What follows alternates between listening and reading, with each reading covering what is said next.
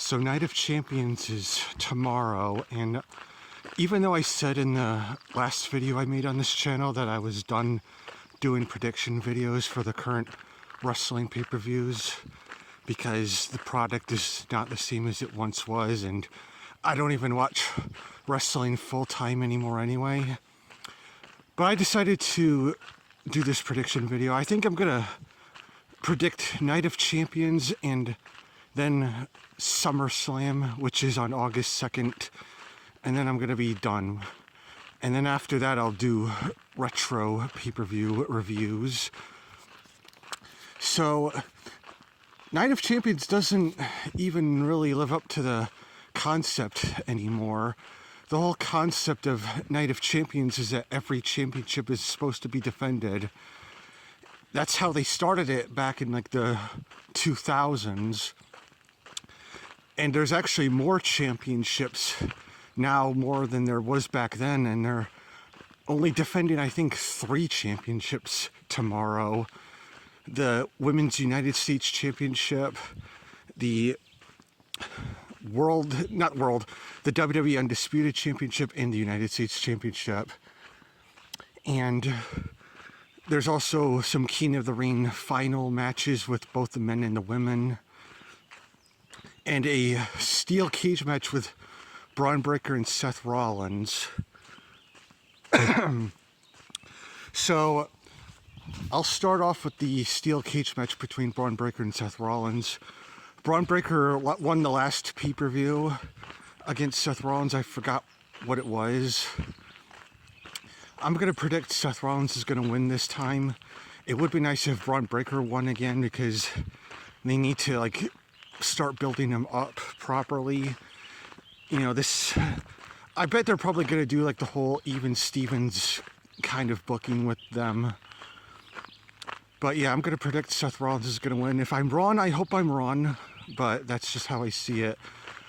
Next up we have is Trick Williams defending the United States Championship against Ricky Saints, who was formerly Ricky Stark in AEW. I'm going to predict Trick Williams is going to retain the United States Championship. I don't know whether or not they did a feud already between him and Carmelo Hayes. Like I said, I don't watch wrestling full time. But if they haven't done that, they should probably do it. Maybe at SummerSlam. I just don't see a Trick Williams Ricky Saints feud lasting for too long. Then we have Tiffany Stratton defending the Women's United States Championship against Jade Cargill. I believe Jade Cargill was the one who beat Tiffany Stratton for the Women's Championship. I'm going to predict that Tiffany's going to retain, hopefully.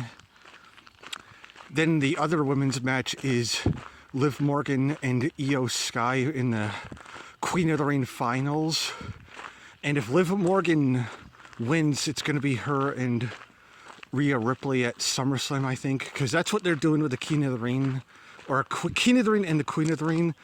Whoever wins it becomes number 1 contender for SummerSlam. I'm going to predict that Liv Morgan's going to win. Then again, they could do Io versus Rhea. It could be another good friends fighting for the championship. It could be another friendship and betrayal storyline that Triple H likes to do. But yeah, I'm going to predict Liv Morgan's going to become Queen of the Ring and face Rhea Ripley at SummerSlam. I don't know, because Rhea Ripley's the other women's champion. They could probably do a title unification match at SummerSlam or something like that. But yeah. Then we have the King of the Ring finals, which is Jey Uso and Obafemi. Jey Uso is down, the matches that he wins on YouTube are the most disliked videos that they've had in a long time. People are just sick and tired of Jey Uso being shoved down our throat. You know, I'm going to predict that Obafemi is going to beat Jey Uso. He really should, because they had Obafemi beat Brock Lesnar at WrestleMania. And it's you go from beating Brock Lesnar at WrestleMania to losing to Jey Uso, the downgrade, I guess you could say. I'm going to predict that Obafemi is going to win. I really hope he does. I think they're teasing Obafemi versus Roman Reigns probably at SummerSlam, because he did say something to Jey Uso about he's not the one he's concerned with.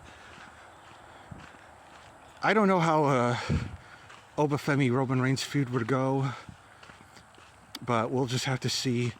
And then what I'm assuming is going to be the main event, Cody Rhodes defending the undisputed WWE Championship against Gunther and Sami Zayn. All I know about this feud is like Sami Zayn I think is a heel, because there was an episode of SmackDown where Gunther was beating the shit out of Cody Rhodes and Sami Zayn just walked away from it. I don't know if Sami Zayn's like a full-on heel, but he's definitely not like a squeaky clean baby face anymore. I think he's like a tweener. I'm going to predict that Cody Rhodes is going to retain. You know, these are all like Triple H's 3 favorite wrestlers to push and shove down people's throat. Like, you put Jey Uso in there, make it a fatal 4-way, it would have been like Triple H's wet dream right there. But I'm going to predict that Cody Rhodes is going to retain the championship. And yeah, there's also no Intercontinental Championship being defended tomorrow. The tag team titles did change hands on Raw. The Street Profits beat the Vision for the championships, which is cool, I guess. There's some cars going. Oh. Yeah, Night of Champions, just the concept of that show is supposed to be every championship is defended, but they're like only defending 3 of their championships, which is kind of weird. I wonder why they don't just call it like King of the Ring 2026. And they also kind of do this thing with Night of Champions now, where it's like they do the King of the Ring at Night of Champions, and whoever wins the tournament becomes #1 contender, which I guess is fine because it gives like some sort of stake into the King of the Ring. But I kind of miss it when some of the wrestlers who won King of the Ring like actually committed to the King gimmick, like King Booker did back in 2006, which was 20 years ago. Man, time flies fast. They don't even like really make them feel like they are King of the Ring, because like they win King of the Ring and then it's like they just forget about it. It's basically just like a #1 contenders match. You know, I even played on the original King Hardcore channel the 1996 King of the Ring when Stone Cold Steve Austin beating Jake the Snake Roberts in the finals. That was actually 30 years ago, a couple of days ago. The 30-year anniversary of Austin 316 and Stone Cold Steve Austin's like rise to the top after that. It kind of feels like winning King of the Ring doesn't really mean anything anymore, which is sad, but it is what it is. Hopefully, maybe Night of Champions 2026 will be a decent pay-per-view. I don't know if Technical Work Rate Productions will be doing a live reaction of it, but if they do, I'll chime in and join the stream. All right, bye.